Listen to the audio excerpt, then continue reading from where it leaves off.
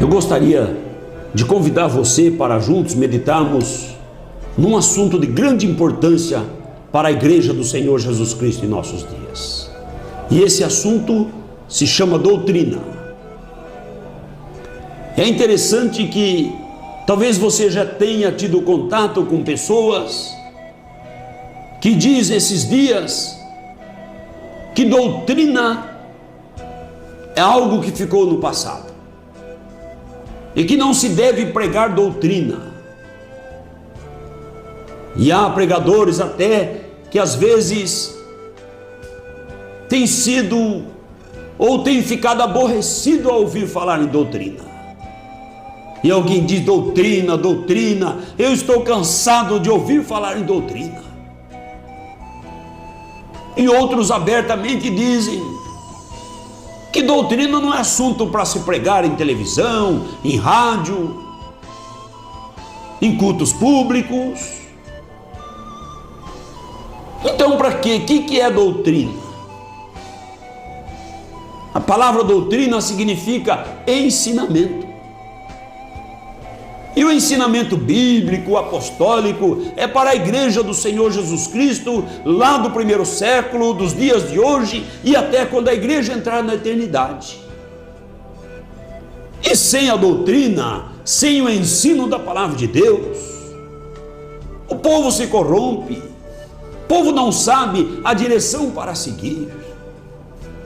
Acontece que quando nós entramos em contato com a doutrina, com o ensino bíblico, apostólico, com aquilo que a igreja praticava no primeiro século, exige de cada um de nós um posicionamento de servo e de serva de Deus, de renúncia das paixões do mundo, da concupiscência, da vaidade, para andarmos na obediência da palavra do Senhor. Então hoje levantam doutores e sabichões para desmerecer a palavra de Deus, mas esses tais receberão sobre si a sentença de Deus. Mas eu gostaria que você, meu amigo e irmão, prestasse atenção nos textos da palavra de Deus que estaremos lendo, para que nós percebamos a importância da doutrina na igreja. Começaremos aqui em Atos, capítulo 2, no versículo 42. Diz a palavra do Senhor: e perseveravam na doutrina dos apóstolos, e na comunhão, e no partir do pão, e nas orações. Note, querido, que aqui diz que a igreja, os irmãos naquele tempo perseveravam na doutrina dos apóstolos. Eu fico olhando quando o apóstolo Paulo ensina, por exemplo, que a varoa tem que usar o véu para orar ou profetizar. E as pessoas vêm dizer: isso aí não precisa, não é bem assim. E Paulo escreveu a respeito disso com clareza. Mas o apóstolo Pedro diz assim, que o amado irmão Paulo escreveu pontos difíceis de entender, que os indoutos torcem, e torcem igualmente as outras escrituras. Mas a igreja perseverava na doutrina. Será que você, meu irmão que me assiste, meu amigo, você é daquele que persevera na doutrina bíblica apostólica, daquele que crê que a igreja está fundamentada nas doutrinas dos apóstolos e dos profetas? Ou você é daqueles que o seu líder diz que não precisa de doutrina? Basta dizer que é de Jesus, basta falar que creu e às vezes dançar, pular. Tem lugar que o povo liga a luz, faz uma rave e faz tanta coisa e agrada a carne, e o povo se distrai, e o povo se afasta da palavra de Deus, e o povo não submete à vontade do Senhor, e o povo caminha para a perdição, seguindo lideranças afastadas do temor de Deus, descomprometidas com a palavra, e que fogem das escrituras, da obediência e da santificação, mediante a palavra do Senhor. Mas a igreja perseverava. Eu sei que esse assunto é de uma importância tremenda na igreja, na vida daquele que quer morar no céu. Eu não falo aqui de teologias, de ideias, de filosofias, mas da palavra pura, simples e poderosa de nosso eterno e glorioso Deus. Note que Paulo escreve o cuidado com o nosso irmão Timóteo, pastor da igreja. Esse recado ele dava para o pastor irmão Timóteo. E isso também para todos nós, para todos os pastores. Veja na primeira carta que Paulo escreve a Timóteo no capítulo 4, no versículo 13. Ele diz assim: persista em ler, exortar e ensinar até que eu vá. A igreja do Senhor recebe a recomendação de persistir em ensinar.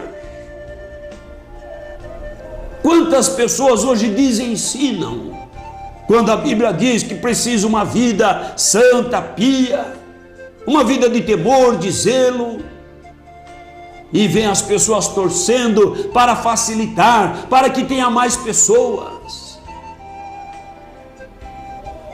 Querem conseguir uma multidão após si, mas e que adianta ter a multidão e se desviar da palavra do Senhor?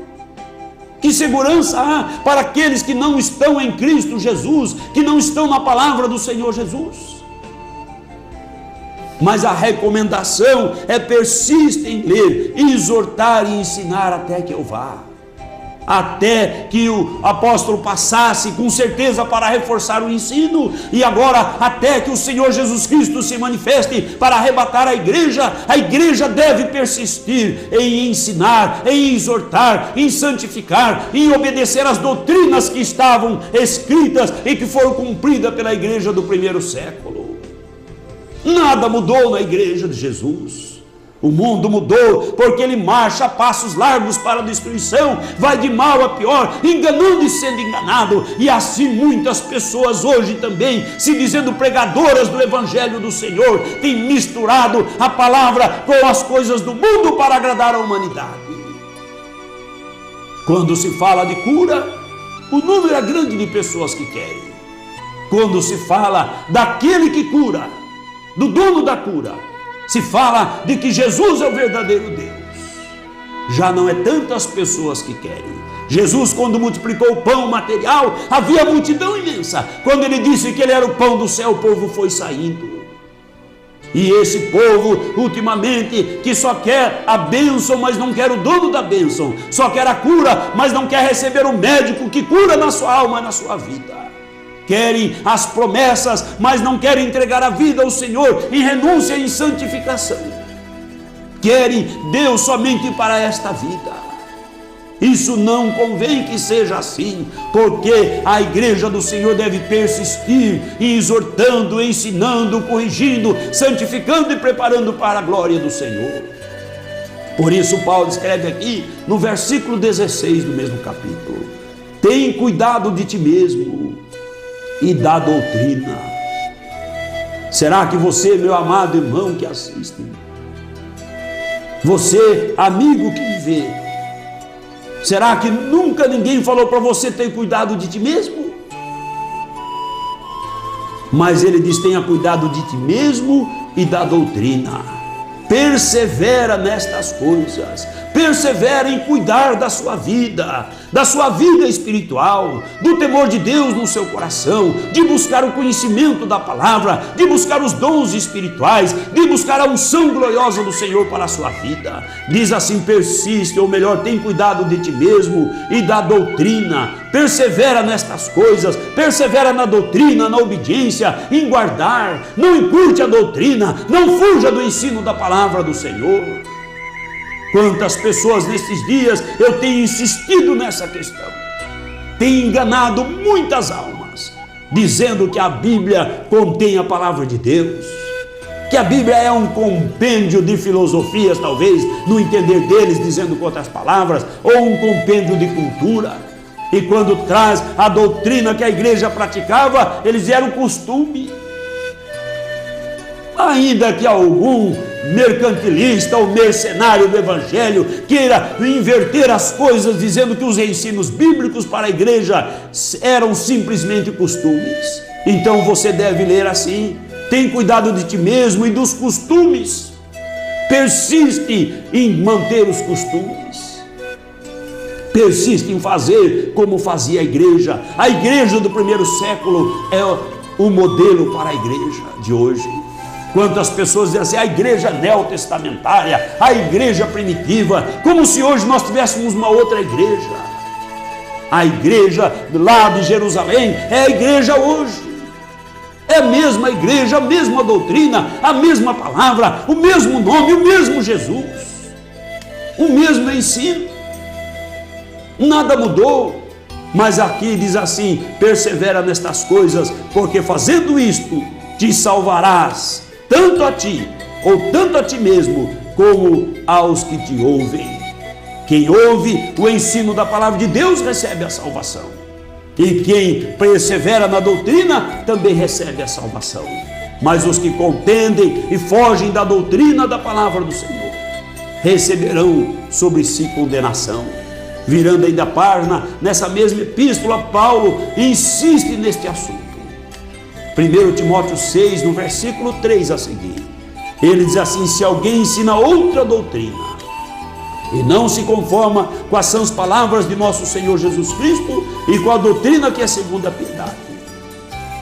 Versículo 3: se alguém ensina outra doutrina, quem disse para você que não precisa de doutrina? Sabe o que está fazendo? Ensinando outra doutrina.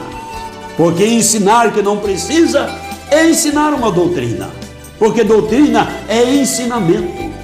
E até o ensinamento da apostasia dos últimos dias, que muitas pessoas ensinam, é também doutrina. Só não é doutrina bíblica, não é doutrina apostólica, mas é ensino, é doutrina. Então ele diz: se alguém ensina outra doutrina, que não se conforma com as sãs palavras de nosso Senhor Jesus Cristo. A doutrina, o ensino bíblico deve ser de acordo com as palavras do Senhor Jesus. Só vou dar um exemplo.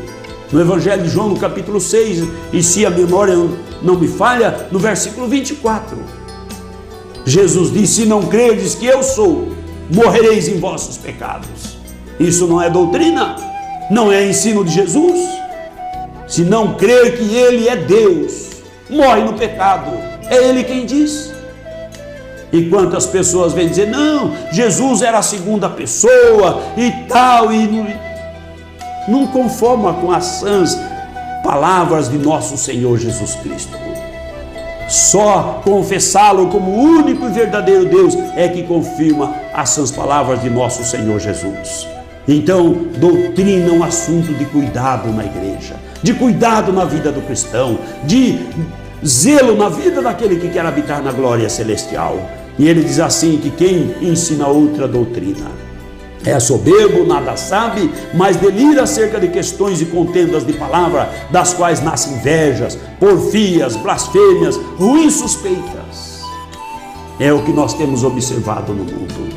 Contendas de homens corruptos de entendimentos, privados da verdade, cuidando que a piedade seja causa de ganho. Será que o meu amigo não tem observado estas coisas? Será que o irmão não tem visto? Quantos estão pensando que a piedade, a graça, o mistério da piedade, de Deus se fazer homem, vir a este mundo para redimir aquele que quer receber a salvação? Pensam eles que é causa de ganho, que é uma fonte de renda a mais, e diz para o povo seguir para ser próspero, porque o Evangelho é uma maneira de prosperar materialmente. E esquece de ensinar o povo que tem que renunciar e morrer para si, ser sepultado com Cristo e se revestir de Cristo, sendo uma nova vida para a obediência da doutrina da palavra do Senhor. Então ele diz assim: aparta-te dos tais, aparta daquele que pensa que o Evangelho é causa de ganho.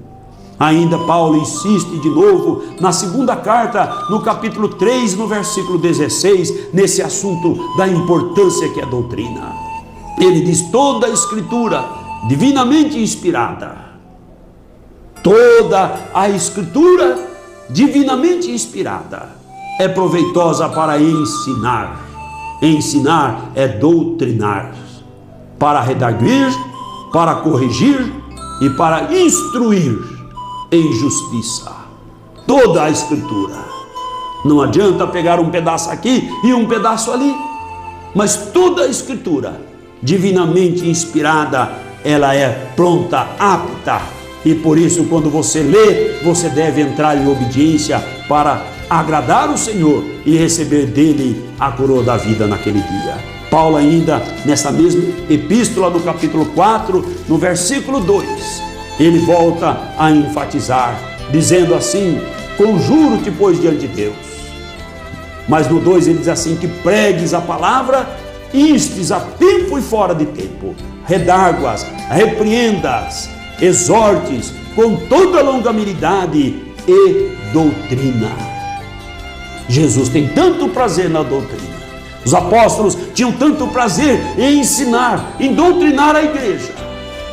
E o Espírito Santo se alegra da doutrina. Por isso eu vejo que, segundo a palavra de Deus, aqueles que não gostam de doutrina estão fora da direção do Espírito do Senhor. Ou será que o Espírito Santo mudou? Será que a palavra de Deus agora modificou? O Espírito Santo, com tanto prazer, inspirando o apóstolo para escrever enfaticamente para a igreja obedecer à doutrina, para que no fim dos tempos levante alguns charlatões para dizer que a doutrina não precisa. É tempo de você despertar, meu irmão, meu amigo, e orar, buscar o Senhor para lhe esclarecer a respeito da sua palavra. Porque a igreja do Senhor está sendo chamada para a obediência, para a santificação, para a preparação para o arrebatamento que brevemente acontecerá ou será realizado por nosso Senhor Jesus. Mas diz aqui a palavra do Senhor: com toda longanimidade e doutrina, porque virá tempo em que não sofrerão a sã doutrina, mas tendo comichão nos ouvidos, amontoarão para si doutores conforme as suas próprias concupiscências. Não é o que temos visto? Cada um interpreta a palavra de Deus da maneira que ele quer. Arruma um novo doutor, arruma mais. Agora tem aí a teoria pós-moderna. O mundo recebeu a teoria da relatividade. E tudo se tornou relativo lá na ciência, com Einstein.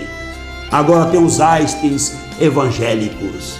E começa a dizer que também o evangelho é relativo. Isso é aqui, depende daquilo, depende de crer, de obedecer para entrar na glória celestial. O evangelho não é relativo. A doutrina de relatividade não se aplica à palavra do Senhor. Ela é absoluta. Louvado o nome do Senhor Jesus Cristo. Mas diz aqui: se desviarão os ouvidos da verdade, voltando às fábulas. O povo gosta de ouvir historietas, fábulas. Ouvir quando o pregador faz uma viagem, contando histórias. Mas quando se abre a palavra do Senhor, como ela é, já não agrada tanto. E diz aqui a liderança, principalmente, aqueles que têm o dever de ensinar, amontoarão para si doutores e coçarão o ouvido, terão comichão no ouvido ao ouvir falar em doutrina. Mas diz assim: mas tu, sê sóbrio em tudo, sofre as aflições, faz a obra do evangelista, cumpre o teu ministério. Assim devia fazer Timóteo. Louvado é o nome do Senhor Jesus Cristo. É interessante que a doutrina de Jesus, a doutrina que a igreja está fundamentada, parece que não é bem-vinda para muitas pessoas que querem andar com o evangelho na mão. Mas a doutrina de Balaão, essa sim. A doutrina de Balaão está em Judas, no versículo 11, que diz assim que amou o prêmio da injustiça. É o que tem acontecido no mundo. As pessoas pensam que o evangelho é a causa de ganho. E eu ouço os testemunhos e as pessoas simplesmente dizem: eu estava endividado, saí da dívida, comprei a casa e agora tem piscina, e agora minha fábrica está bem, pagou a conta, e eu estava mal no casamento, agora estou bem, e só coisas desta vida. Jesus não abençoa nesta vida? Abençoa. Mas a bênção que leva o homem e a mulher a morar na eternidade é a bênção da obediência da palavra do Senhor. Porque aí está a verdadeira fé. A fé que transcende, a fé que vai para a eternidade. E não a fé para as coisas materiais. Mas Balaão amou o prêmio da injustiça e ele queria então que o povo de Deus tivesse prejuízo para que ele recebesse o prêmio que lhe foi oferecido para profetizar contra o povo. Mas diz assim a palavra do Senhor em Apocalipse 2,14, que Deus aborrece a igreja daquela citação ali, porque tem a doutrina de Balaão. Pedro, no 2 Pedro 2, no versículo 15, ele diz assim: os quais, deixando o caminho direito, erraram segundo o caminho de Balaão, filho de Beor, que amou o prêmio da injustiça. A maior injustiça é querer Jesus só para esta vida. Isto é injusto, porque ele veio morrer e veio resgatar para a eternidade, não para esta vida. Esta vida Jesus já deu para o homem. O Senhor já permitiu o homem viver aqui a sua porção. Já tem a sua consolação neste mundo.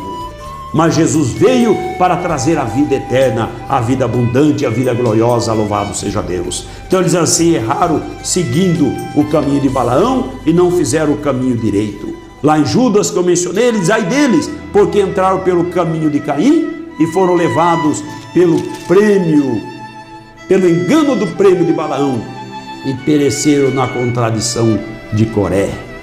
O prêmio de Balaão. O prêmio de Balaão está aí para enganar muitas pessoas.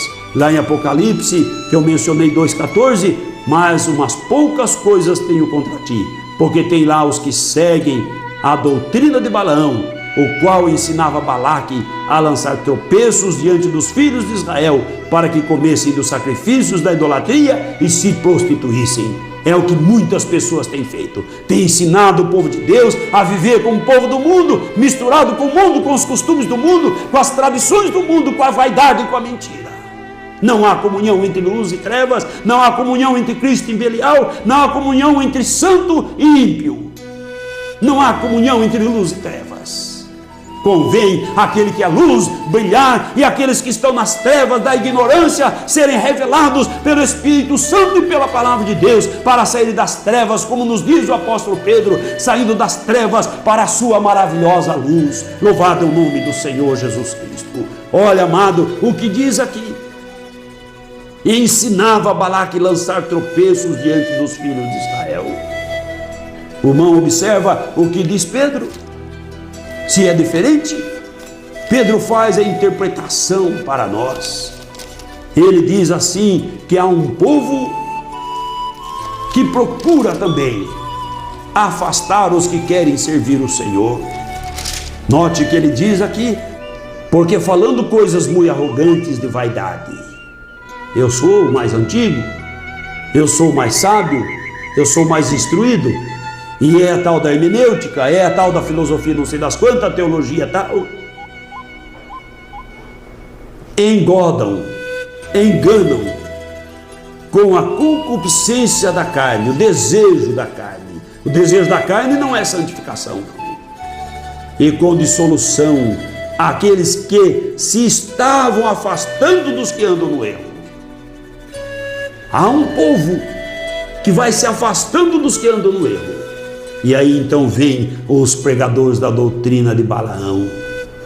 Isso não precisa não. É muito. Está exigindo demais. Não precisa ser tão santo. Não precisa disso, acha? Não, pode viver. Vem como está, fique como quiser. Deus só quer o coração. Se o seu coração, você diz que é de Jesus, está tudo certo. Esses são os que estão aqui, amado. Diz assim, porque falando coisa muito arrogante de vaidades, engodam com a concupiscência da carne e com dissoluções aqueles que se estavam afastando dos que andam no erro. Você que já estava afastando-se daqueles que andam no erro, não volte atrás, mas prossiga para o alvo da soberana vocação que está em Cristo Jesus nosso Senhor, santificando a sua vida, porque a carta aos Hebreus ele diz assim: sem santificação ninguém verá o Senhor. E a santificação vem da palavra do Senhor, na oração de Cristo como sacerdote. João 17, ele diz assim: santifica-os na verdade, a tua palavra é a verdade. Só a palavra de Deus santifica, só a verdade de Cristo liberta, só a verdade de Cristo, o Evangelho, as doutrinas, o ensino bíblico apostólico é que tira a igreja da corrupção e da vaidade, da apostasia, e a coloca no patamar de santificação e de restauração, para ir morar com o Senhor neste glorioso dia do alarido da trombeta de Deus, que a igreja subirá. E eu espero que você não fique para trás, não fique preso às coisas deste mundo, mas entregue o seu coração para a obediência de toda a palavra do Senhor, de toda a doutrina e de todo o ensino, porque a igreja está fundamentada nas doutrinas dos apóstolos e dos profetas. Que Jesus Cristo, nosso eterno e glorioso Deus, abençoe a sua vida.